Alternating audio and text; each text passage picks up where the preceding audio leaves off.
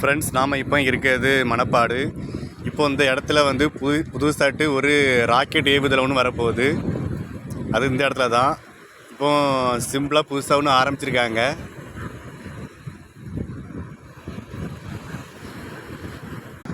இந்த இடம் வந்து மணப்பாடு சர்ச்சுக்கு பின்னாடி இருந்து பார்க்கும்போது கிளியராக தெரிய வந்துடுங்க. வருங்காலத்தில் இந்த இடம் ஒரு மிகப்பெரிய ஒரு டூரிஸ்ட் பிளேஸாக மாறப்போகுது. நிறைய பேர் சொந்தமாட்டு இங்கே வந்து புதுசாக சின்ன சின்ன கடைகள், ஷாப்பிங் மால்ஸு, அது இதுன்ட்டு நிறையா ஒரு புதுசாக நிறைய லாட்ஜி அது இதுன்னு நிறைய வரும். கிட்டத்தட்ட கன்னியாகுமரி மாதிரி இந்த இடம் நல்ல ஃபேமஸாக ஆகும் பார்த்துருங்க. இது ஒரு மிகப்பெரிய ஒரு ராக்கெட் ஏவுதலை மாட்டு இந்த இடம் ஒரு ஃப்யூச்சரில் மாறப்போகுது. இப்போ புதுசாட்டு இந்த இடம் ஆரம்பிச்சிருக்காங்க.